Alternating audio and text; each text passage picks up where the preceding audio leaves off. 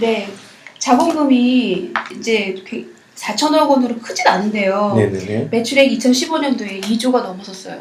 포웨이가. 자본금이 4천억인데 예. 2015년 매출만 2조입니다. 2조. 2조. 굉장히 많이 영업이익은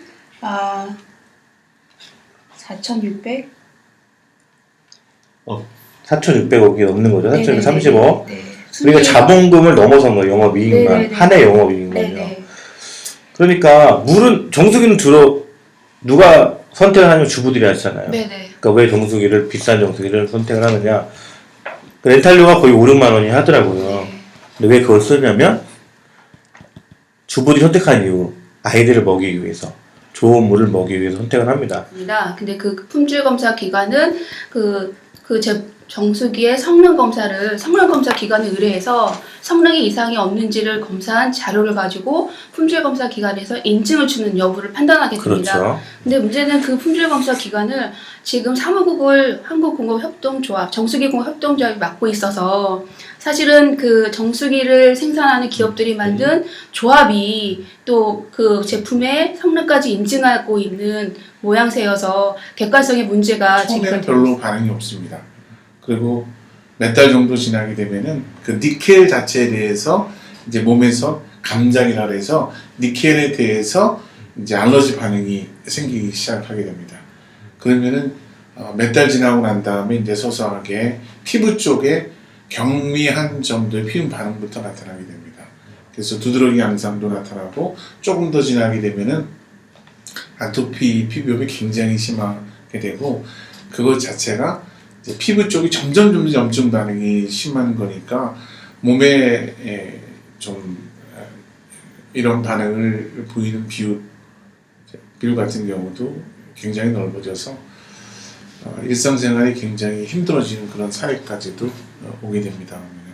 그런 경우인데 성인도 있고 또 어렸을 때는 아토피 질환을 보이지 않았던 어린아이인데 이 물을 먹게 되면서 이렇게 심하게 나타난 그런 경우다 이렇게 볼 수 있겠는데 끊고 난 다음에 제가 추적을 해보니까 한 달 정도 지나고 한 2달 정도 되게 되면은 굉장히 극적으로 많이 좋아집니다. 그러니까 사례가 막 나타나고 있어요. 네네. 그러니까 굉장히 노출되고 있다고 한 다음에 굉장히 특징적으로 줄어든 형태 부분에서 그렇게 피부가 안 나갔고 전국을 다 돌아다니고 여기까지 대학병원까지 찾아왔는데 물을 끊고 난 다음에 한 달 반 정도 있으면 좋아집니다 라고 말씀을 드렸더니 나중에 지나고 난 다음에 정말 좋아졌다고 암 발생에 대한 부분들이 제일 많습니다. 분진이라는 건 공기 중에 떠다니는 거 말씀하시는 거예요? 네, 근데 대기는 직업적인 노출이고 네네네. 그러니까 공정 부분에 있어서 니켈이 포함되어 있는 분진을 일반 노동자들이 흡입하게 됐을 때 암 발생이 된 부분들이 많이 보고됐고 주로 제련 공장이라든가 뭐 이런 쪽에서 많이 이제 보고된 그런 사례라고 볼 수 있겠습니다. 그리고 많은 부분들이 이제 피부 독성 부분에서 피부에 노출되고 난 다음에 이제 두드러기 발진이 많이 나타나는 사례다 이렇게 볼 수가 있는데 동물 실험 결과를 통해서 보게 되면은 피부에만 알러지 반응을 나타내는 것이 아니고 내부 장기에도 나타나게 됩니다. 그러니까 소화기 쪽의 점막에도 반응이 나타나고 기관지 점막에도 이러한 반응이 나타나기 때문에 기관지가 민감하게 되면은 기관지 수축 작용이 있어서 천식 발작이 나타나게 됩니다.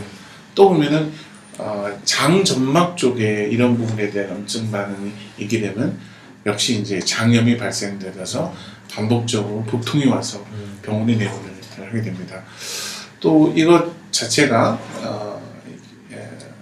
천식을 유발하거나 비염을 유발하거나 장염을 유발하는 것뿐만이 아니고 산모가 노출되는 경우에서는 호르몬의 변화를 통해서 애한테 영향을 준다는 보고가 있습니다. 기형 발생이 있거나 조산이 되거나 또는 이제 저체지원을 낳거나 이런 부분에 대한 변화가 나타나고 치료가 들어가니까 나오는 게 그럼 의사한테 니켈로 인해서 피부병이라는 거 증명해와 이렇게 말을 해요. 근데 이게 뭐 교수님 같은 경우는 특별히 뭐 그런 부분에 대해서 소견서를 써주시는 걸로 알고 있습니다만 일반 의사 선생님들이 쉽게 써줄 수 있는 부분인가요? 니켈이라고 전혀 그렇지 않습니다. 네, 저는 그렇죠? 이제 네. 환경 독성 전문가이기 때문에 니켈이 인체에 미칠 수 있는 독성 영향이나 이런 부분에 대해서 잘 인지를 하고 있지만 일반 임상하시는 분들 같은 경우에서는 어떤 특정 질환이 있으면 그것의 원인 부분까지도 파악해서 진단을 붙이는 거에 익숙치가 않습니다. 그러니까 알러지 질환이라는 건 알러지 질환 관련되어 있는 여러 가지 원인 물질 부분이 있는데 그 원인 물질을 붙여서 이거는 이러한 원인 때문에 발생되는 피부 질환이다 라고 진단을 붙여주는 경우는 굉장히 어렵다고 하는 겁니다. 그리고 또 피부 질환만 국한되지 않고 다른 질환 같은 경우는 사실 더 어렵습니다. 천식 비염이나 또 생식 독성인 경우가 그러니까 산모가 조산기가 있거나 기형 발생이 있거나 저체중이 있거나 그 부분과 이 니켈 노출로 관련해서 있다는 건 굉장히 어려운 부분이고 개별 사례로 봤을 때는 진단이 거의 불가능한 형태라고 볼 수 있습니다.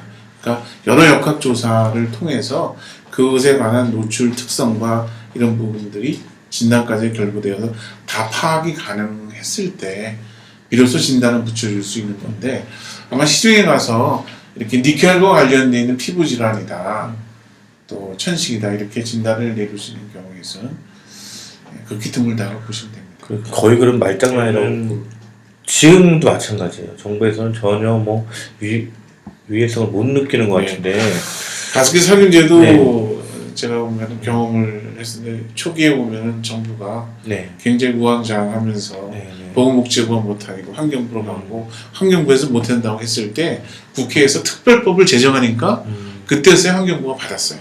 지금도 똑같이 지금 진행이 되고 있어요. 어떻게 이렇게 변하지가 않을 수 있죠? 그러니까 상식적으로 이제 교수님 말씀하신 것처럼 정부가 정수기 관리 주무부처가 환경부라고 하면 가습기 살균제를 통해서 학습이 한 번 돼 있다라고 하면 바로 가습기보다 훨씬 더 좋은 조건이거든요. 피해자를 파악하기가. 그러면 기업에 명령을 내리든지 해서 그 정수기, 얼음 정수기를 사용한 사람들의 명단을 확보하고 거기에 대한 피해를 조사를 해라라고 명령할 수 있습니다. 그런데 피해자는 있는데 주관부서는 나의 소관부서가 문제가 아니니 다른 곳에 문제가 있다라고 발뺌하는 형국이어서 소비자만 고스란히 피해를 보고 있는 상황인 거죠.